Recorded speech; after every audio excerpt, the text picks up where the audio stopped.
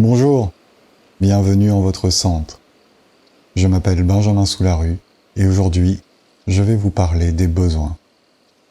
Les besoins, c'est un sujet central, car tout ce qui nous met en mouvement, tout ce qui nous anime, tout ce que nous faisons dans notre vie, vraiment tout, absolument tout, c'est pour nourrir un besoin. S'il n'y a pas de besoin à nourrir, on ne fait pas.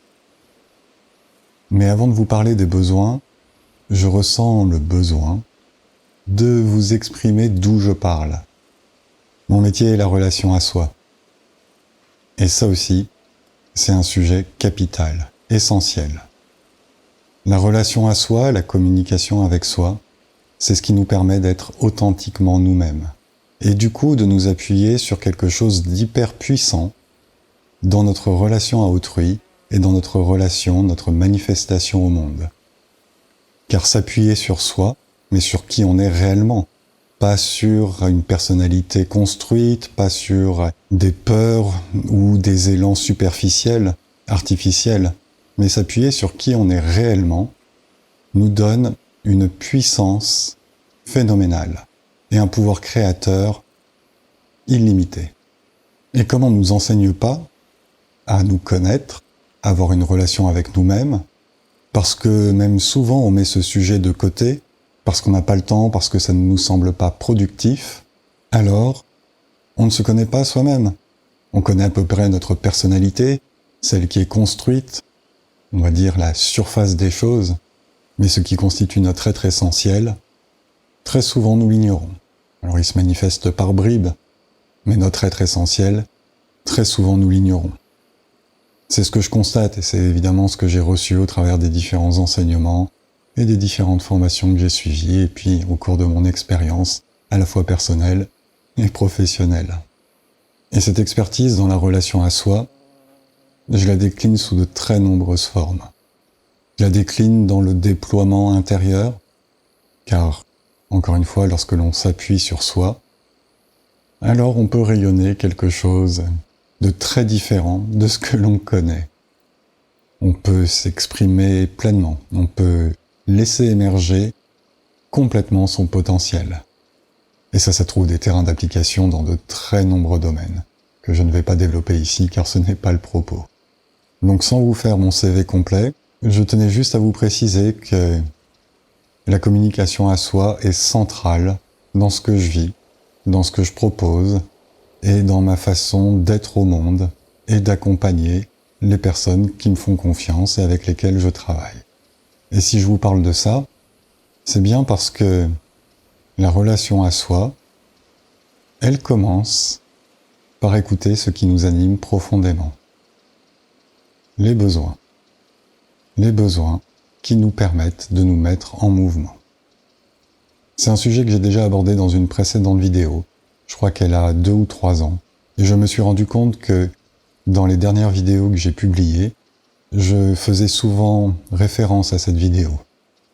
Et du coup, ça m'a paru évident qu'il fallait refaire un petit tour d'horizon de ce sujet central. Alors je sais que la longueur de mes vidéos vous demande un petit investissement en temps.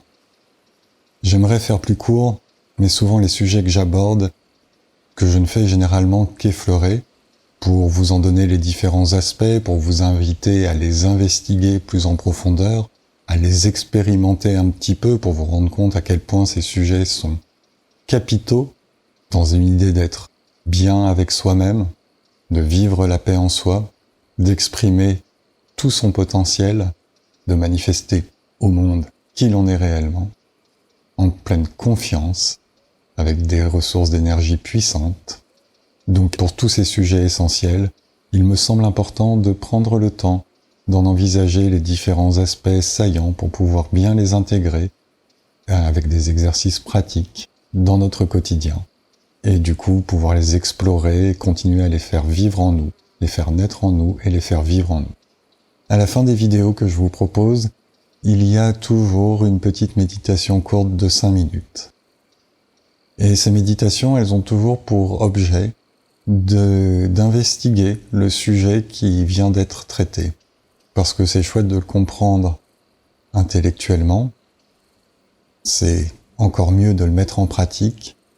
Et la méditation comme point de départ de la pratique, pour intégrer, pour se donner un espace où on se retrouve avec soi-même, c'est un outil fabuleux.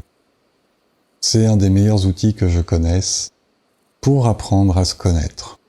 Et apprendre à se connaître, on ne peut pas en faire l'économie si on souhaite grandir, si on souhaite être bien avec soi-même, si on souhaite être bien avec autrui, si on souhaite manifester pleinement notre potentiel dans le monde. Et apprendre à se connaître, ça commence peut-être par connaître ses besoins. Évidemment, lorsque je dis connaître ses besoins, tout le monde a son idée sur le sujet. On a tous entendu parler de la pyramide de Maslow, avec les besoins fondamentaux, les besoins secondaires, les besoins tertiaires, les besoins annexes. Et je suis pas complètement à l'aise avec cette pyramide de Maslow, parce que telle qu'elle les présente les besoins, elle les hiérarchise. Elle dit que certains besoins sont plus essentiels que d'autres. Or, c'est pas complètement vrai. Évidemment, le besoin de se nourrir ou de respirer sont primordiaux. Si on n'a pas d'air, ça sert à rien de se préoccuper de développement personnel. Et en même temps, aujourd'hui, dans nos sociétés où nos besoins fondamentaux sont le plus largement satisfaits, tous les autres besoins doivent être investigués et nourris. Et ne doutez pas un seul instant que l'homme des cavernes, qui avait comme besoin premier de se nourrir, de se protéger des prédateurs, investiguait lui aussi tous les besoins nécessaires à l'épanouissement de sa vie. Il n'était pas concentré, il n'était pas monotâche, il n'était pas concentré uniquement sur se nourrir, trouver à boire, se réchauffer et se protéger des prédateurs. Évidemment, il y avait une priorisation nécessaire pour pouvoir survivre, mais ça n'excluait pas pour lui de s'occuper aussi de ses autres besoins. Et c'est en ça que je suis pas hyper à l'aise avec la pyramide de Maslow. Je préfère utiliser la liste des besoins de Marshall Rosenberg. C'est une liste des besoins qu'il a établie dans le cadre de la communication non violente. Voilà, c'est la liste que je vous présente à l'écran. Je vous invite à faire une capture d'écran pour pouvoir éventuellement l'imprimer ou à la rechercher sur Internet, de façon à avoir bien conscience que les 41 besoins qu'il présente sont tous nécessaires à notre épanouissement. Oui, il y a une priorisation à faire. Manger, boire, respirer, s'abriter, se protéger, se mettre en mouvement, avoir un abri, donc des besoins physiologiques. Mais tous les autres besoins sont aussi nécessaires à notre épanouissement. Et à partir du moment où on en occulte certains, il y a quelque chose qui nous manque. Par exemple, le besoin de beauté pourrait nous paraître très secondaire, très superflu. Et pourtant, au-delà d'exprimer ce qu'il vivait au travers de dessins rupestres sur les parois des grottes des cavernes, nos ancêtres lointains témoignaient aussi au travers des choix de couleurs, des perspectives, du mouvement, de leurs besoins de beauté et d'harmonie. Et je le redis, tout ce que nous faisons, absolument tout, sans exception, part d'un besoin en nous que nous souhaitons nourrir. Et si nous prenons la peine d'identifier les besoins qui sont vivants en nous à un moment donné, et notre façon de les nourrir, ce que en communication non violente on appelle des stratégies, il y a un besoin et puis une stratégie pour nourrir ce besoin, alors nous cheminons vers la connaissance de nous-mêmes. Et nous comprenons pourquoi nous agissons de telle ou telle façon dans telle ou telle situation. Et ça va bien plus loin que ça. Lorsque nous comprenons que nous sommes tous animés par les mêmes besoins, ces 41 besoins fondamentaux à l'épanouissement de la vie, alors nous comprenons ce qui anime les autres. ces mêmes besoins que nos besoins à nous. Chacun a juste une stratégie propre pour nourrir ses besoins. Donc les différences que l'on peut observer dans les comportements, dans les choix, au-delà des aspirations profondes, viennent de choix de stratégie, choix conscients ou inconscients, pour nourrir ses besoins. C'est vraiment hyper important à saisir. Nous sommes tous animés par les mêmes besoins, que Marshall Rosenberg résume très bien dans sa liste de 41 besoins. Évidemment, vous comprenez qu'on a tous besoin de manger, dormir, boire, ainsi de suite. Mais tous les autres besoins, que ce soit des besoins d'authenticité, des besoins d'intégrité, en gros, soit des besoins physiologiques, soit des besoins d'autonomie, soit des besoins liés à l'interdépendance, soit des besoins d'intégrité, ou encore des besoins de célébration. Nous avons tous les mêmes besoins. Et ça nous ramène sur un plan d'égalité, et ça nous permet de comprendre que l'autre ne fait que chercher à satisfaire ses propres besoins, avec des stratégies qui peuvent être très très différentes des nôtres. Mais si nous oublions les stratégies pour les ramener aux besoins, que ce soit pour nous ou dans l'observation de ce que vit et fait l'autre, alors dans la relation à soi et à autrui, on retrouve un terrain d'entente commun, et donc une façon d'être en relation authentiquement, sans les subterfuges, les stratagèmes des stratégies. Car encore une fois, tout ce que nous faisons est animé par un besoin. Prenons l'exemple dans la nature. Tout ce que font les êtres vivants est conditionné par un besoin.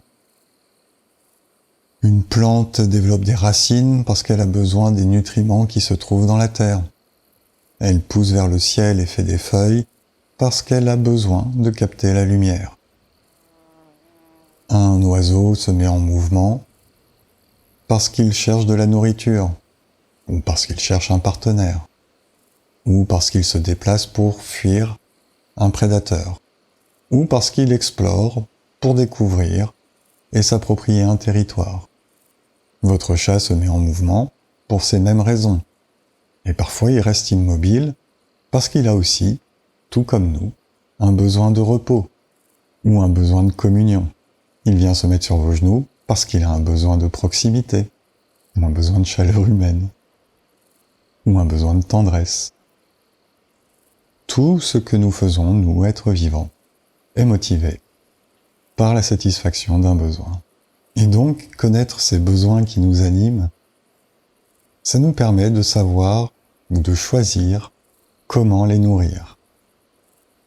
Car nous sommes responsables de nourrir nos propres besoins. Ça aussi, c'est un point hyper important. Nous sommes capables de nourrir nos propres besoins. Et ce, évidemment, dans l'interdépendance.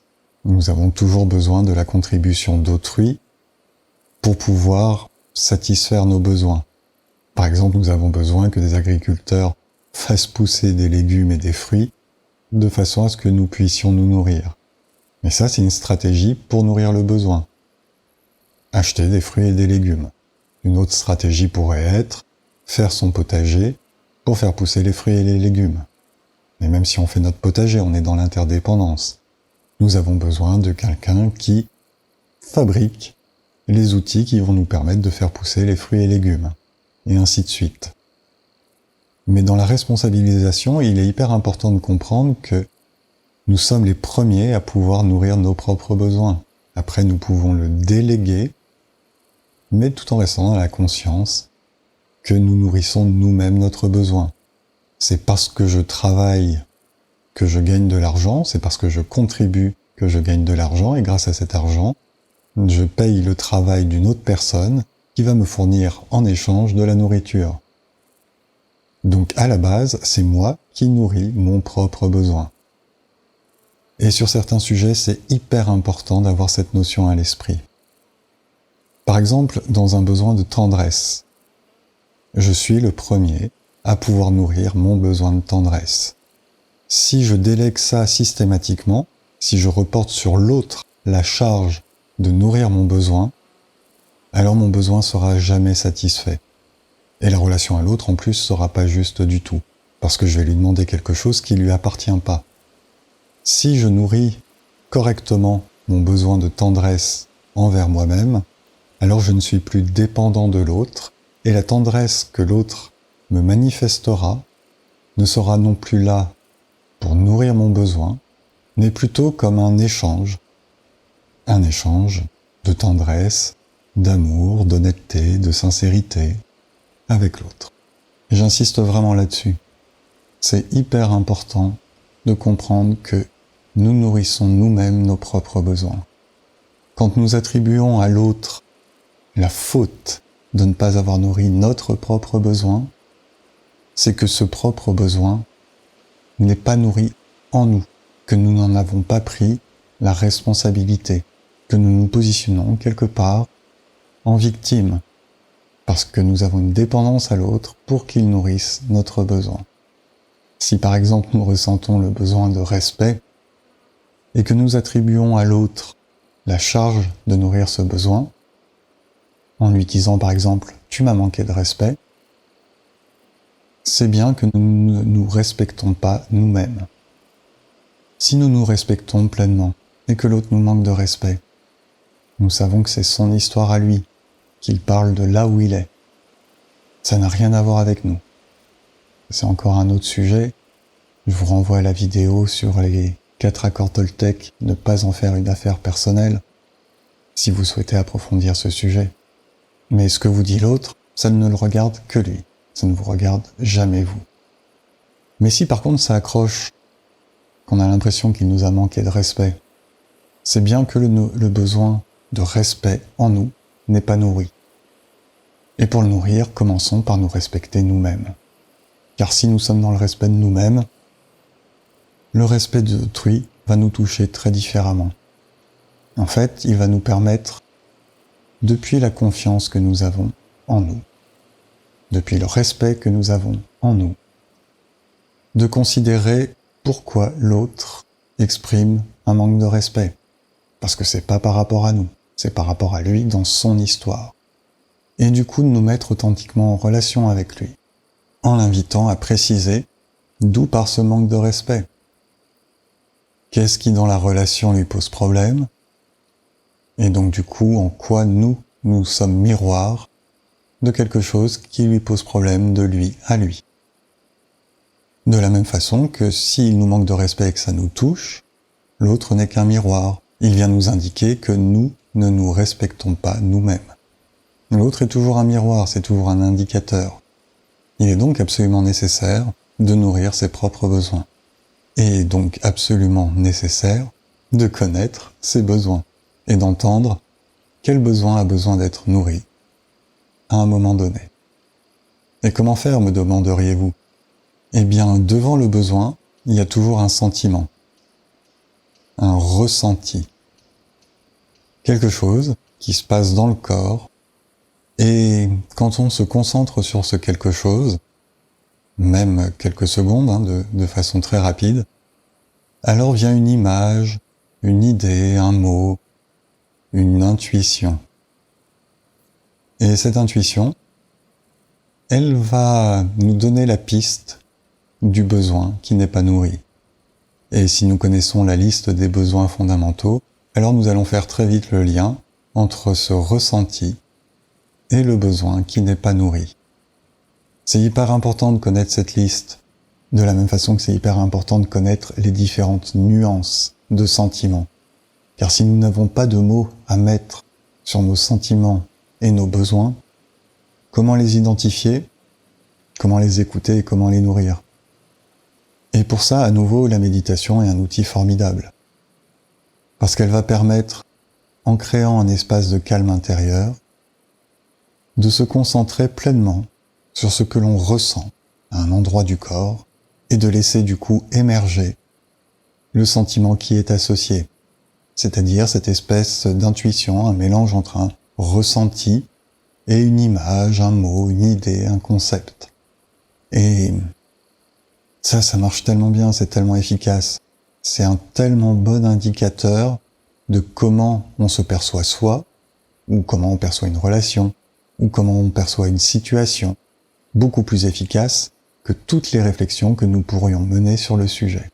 Et une fois qu'on est un petit peu habitué à la méditation, c'est-à-dire qu'on s'est entraîné pendant 1, 2, 3 minutes à plusieurs reprises à écouter ses sentiments, à observer ses ressentis corporels, parce que c'est vraiment des ressentis corporels, que ça soit des tensions, que ça soit de l'apaisement, que ça soit une tristesse, une colère, ou que ça soit n'importe quel sentiment dans une palette très fine de perception, il y a à la fois l'intuition et la perception corporelle. Et observez, prenez le temps d'observer sur des émotions fortes par exemple, peur, colère, joie, comment ça se passe dans le corps. Et petit à petit, vous repérerez que il y a toujours des schémas corporels associés à ces états d'être, à ces émotions. Et plus vous investiguez ça, plus vous allez arriver sur des sentiments fins et sur les perceptions corporelles qui y sont associées. Et une fois que vous êtes familier avec cette perception des sentiments, cette perception corporelle associée à l'intuition, alors il vous sera très facile d'investiguer les besoins qui sont derrière ces sentiments. Et ça donnera un truc du genre « je me sens fébrile, car j'ai un besoin de sécurité qui n'est pas nourri ». Besoin par exemple de sécurité affective. Et ça, vous le ressentirez vraiment dans le corps. Et en posant ces mots, je me sens fébrile, car j'ai un besoin, là à nouveau l'intuition vous dira le besoin qui n'est pas nourri et qui est derrière ce sentiment. Et ça vous permet donc d'identifier le besoin à nourrir. Là en l'occurrence, je parlais d'un besoin de sécurité affective. Et comme vous êtes responsable de nourrir vos propres besoins, il ne vous reste plus qu'à nourrir votre sécurité affective. Et là, peut-être que quelque part, ça parle de confiance en soi ou d'estime de soi, qui sera le sujet à investiguer et à travailler. Pourquoi je n'ai pas confiance en moi? Pourquoi j'ai pas d'estime de moi? Qu'est-ce que je peux faire pour retrouver de la confiance en moi et de l'estime de moi?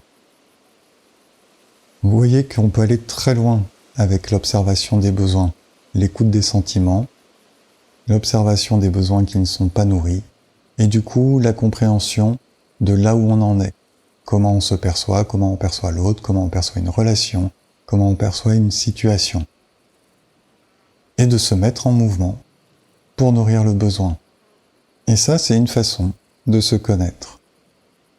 Connaître les besoins qui nous animent et les nourrir pour être pleinement bien avec soi, et donc pleinement bien avec autrui et avec le monde.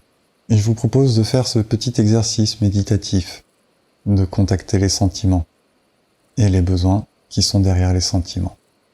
Je vous invite donc à fermer les yeux, après vous être installé confortablement. Le dos droit, dégagé du dossier de la chaise si vous êtes sur une chaise. Et à simplement observer la respiration au niveau de la poitrine. Observons comment la respiration fait que la poitrine se gonfle et se dégonfle. Observons cette sensation au niveau de la poitrine.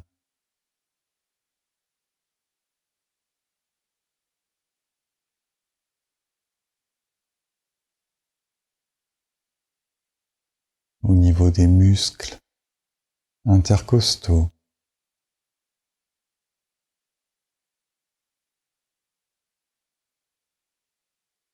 Au niveau des épaules.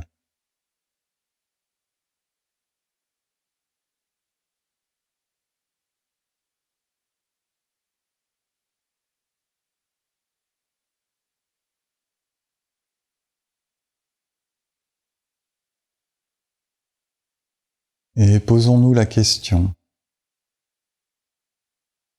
comment je me sens maintenant?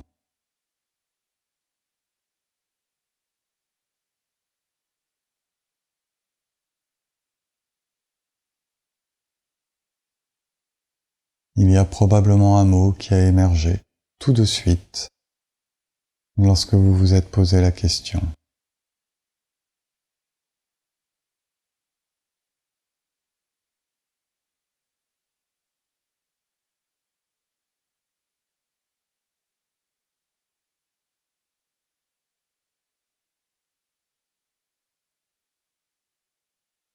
Et de ce mot qui a émergé, cette image, cette idée, je vous invite à vous poser la question, à poser la question à votre sagesse intérieure. Quel est le besoin vivant en moi associé à ce sentiment?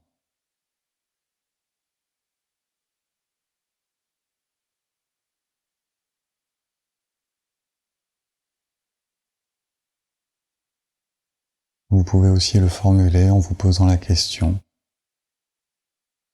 pourquoi est-ce que je me sens? Suivi du sentiment que vous avez perçu.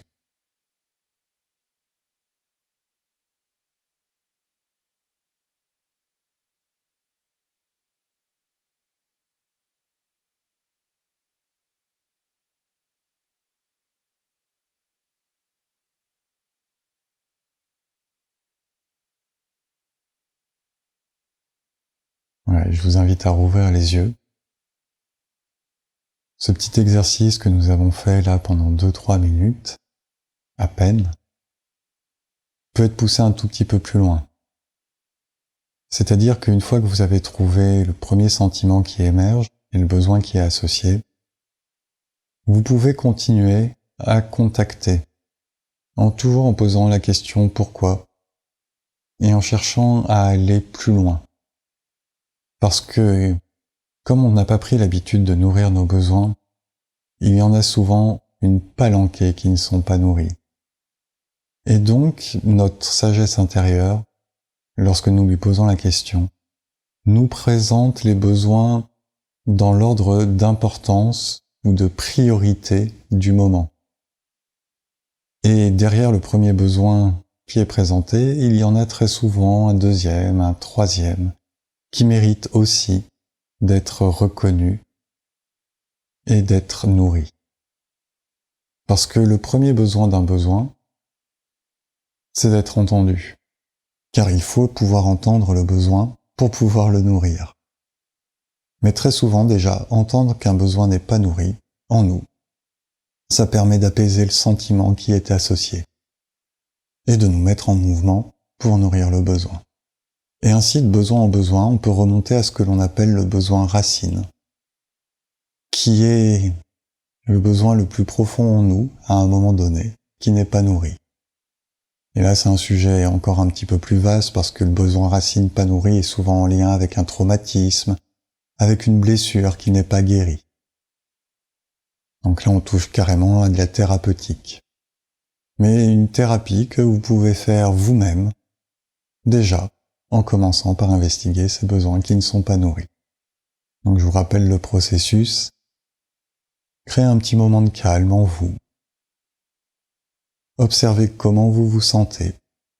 Si possible, en ayant acquis le maximum de vocabulaire sur les sentiments, de façon à être précis sur la formulation de ce que vous ressentez. Puis questionnez quel est le besoin en lien avec ce sentiment.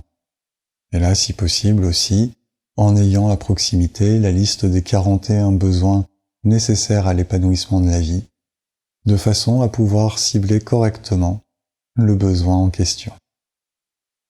Et ensuite, il ne reste plus qu'à le nourrir. Voilà pour ce que je souhaitais vous partager aujourd'hui. Je vous retrouve la semaine prochaine sur un autre sujet connexe à vivre la paix en soi et la rayonner. Et d'ici là, je vous souhaite un beau cheminement. Si cette vidéo vous inspire, merci de la partager. Et si vous en avez l'élan, de la commenter, de cliquer un pouce et de vous abonner à ce canal. À bientôt!